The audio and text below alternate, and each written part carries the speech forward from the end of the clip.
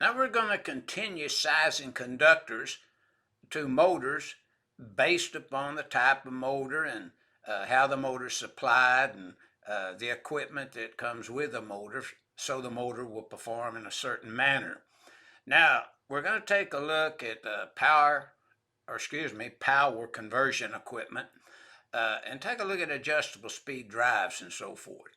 Now you notice when we deal with power conversion equipment, we have solid state units that change the cycles or chop part of the waveforms to vary the speed of squirrel cage induction motor is needed for the type of application. Now we're going to review figure 18-8 in Stallcup's volume 2, chapter 18 of Stallcup's electrical design book. Now, our figure that we want to review is figure 18-8. Now, we have certain information that is always given in our illustration so you know what to do.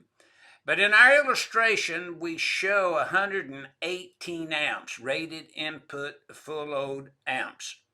Now, you notice that we're using the drive now with the full load amps of the conversion equipment and not the horsepower of the motor to design the line side of that drive equipment.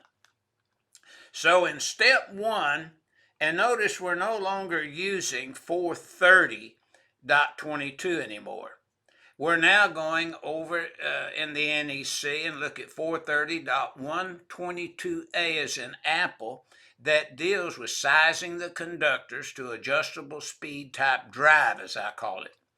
Now, in step 1 in the illustration, we pick up 118 amps from the information given in the illustration.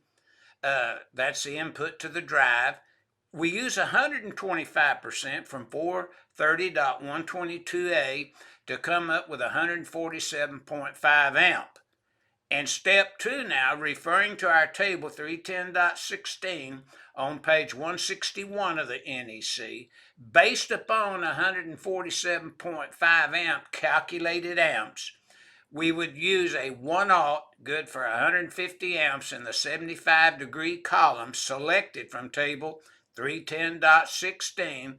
So in the solution, a 1-aught AWG THWN copper conductors would be required to supply the load side of the drive. Now, when we get into